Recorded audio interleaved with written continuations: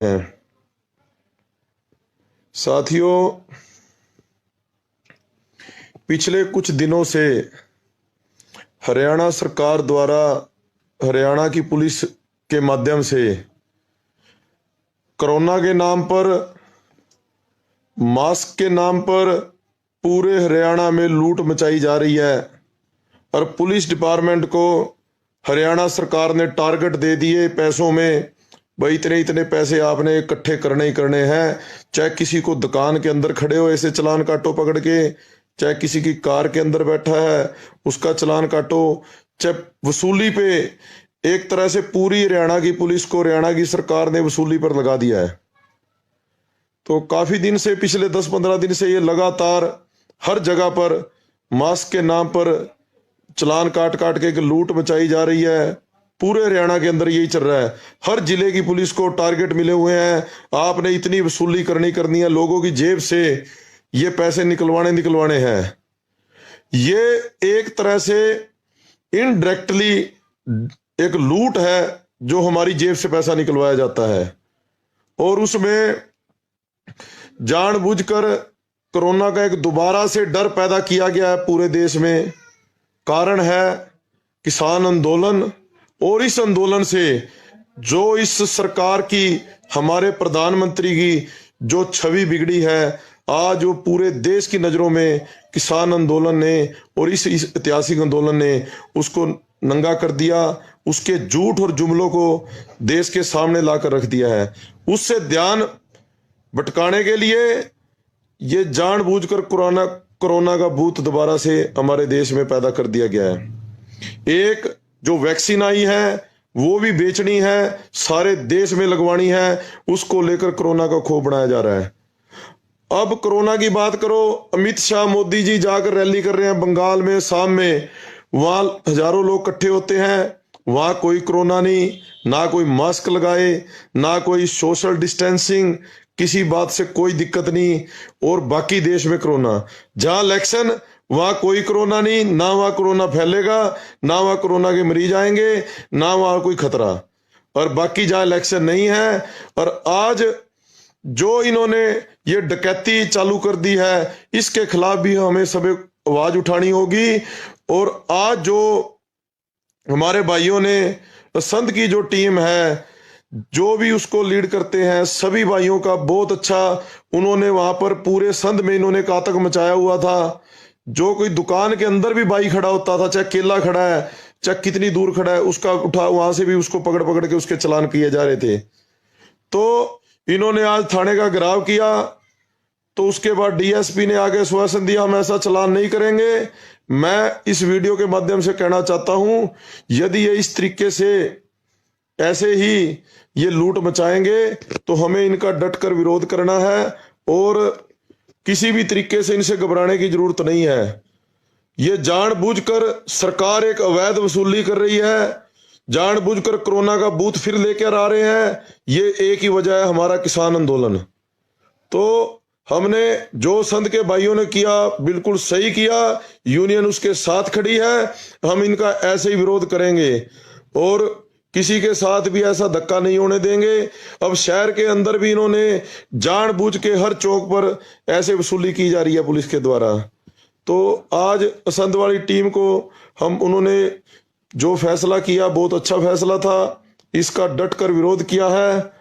और ऐसे ही अब कोरोना के नाम पर इस सरकार ने, अब हरियाणा सरकार की बात करें, इसने 2 लाख करोड़ का अपने सिर कर्जा चढ़ाया हुआ है, और अब ये पैसे वसूल करने के लिए, अपनी भूख को मिटाने के लिए अब भूखे हो गए हैं। जब कहीं और से पैसा नहीं मिलता फिर पुलिस को लगा दिया, भाई इनकी जेबों पे डाके मारो, इनकी मोटरसाइकिलों के चलान करो, इनके मास्क के चलान करो, हमें इतने करोड़ रुपया डेली हरियाणा में चाहिए ही चाहिए है। ये चल रहा है अब यहाँ पर। तो पीछे एक हमारे बेगमपुर गांव से हमारे अंकल है रोहतास जी, पीछे उनकी काफी वीडियो वायरल हुई। उनकी नई बुलेट मोटरसाइकिल के पीछे जो टेम्परेरी नंबर लगा होता है किसी बच्चे ने उखाड़ दिया होगा, तो उसके नाम पर उनका चालान कर दिया, आप सभी ने भी देखी होगी। तो इस करके जहां भी हमारे किसी भी साथी का यदि पुलिस इस तरीके टॉर्चर करती है, आपने वहां से आना नहीं है, पैसे देके वहीं खड़े हो जाना है और उसका मैसेज देना है।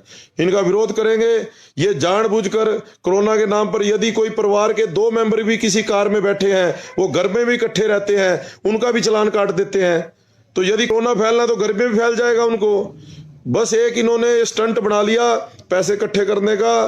तो जो हमारी आज संघ की टीम ने किया, और इस तरीके की अवैध वसूली जो सरकार द्वारा कोरोना के नाम पर की जा रही है, इसका किसान यूनियन की ओर से पूरा डटकर विरोध करेंगे और इनको किसी तरीके की भी ऐसी अवैध वसूली नहीं करने देंगे। और सारे भाइयों से अपील करूंगा, अपनी कारों पर, मोटरसाइकिलों पे किसान यूनियन के झंडे लगाओ। यदि कहीं आपको रोकते हैं, मास्क के नाम पर चालान करते हैं, वहां पैसे देके भागने की जरूरत नहीं है। वहां से वहां खड़े हो जाओ और वहीं से अपना बुलाओ, मैसेज डालो और इनसे वहां फिर आगे बात की जाएगी। तो ये एक लूट है जो हर जगह चल रही है। आज फिर इतनी जल्दी संघ का डीएसपी कैसे कहने आ गया, भाई हम आश्वासन देते हैं हम आगे से संघ में चालान नहीं करेंगे मास्क का। सिर्फ एक वसूली का एक माध्यम है इनका। जब देखा भी विरोध खड़ा हो गया, गांव में अनाउंसमेंट चालू होगी, भाई लोग इकट्ठे होने स्टार्ट हो गए, तो बहुत बड़ा ये एक मुद्दा बनेगा। साथ ही साथ डीएसपी जी ने आगे आश्वासन दे दिया, भाई आगे हम कोई चालान नहीं करेंगे, आप इस मुद्दे को यही खत्म करो।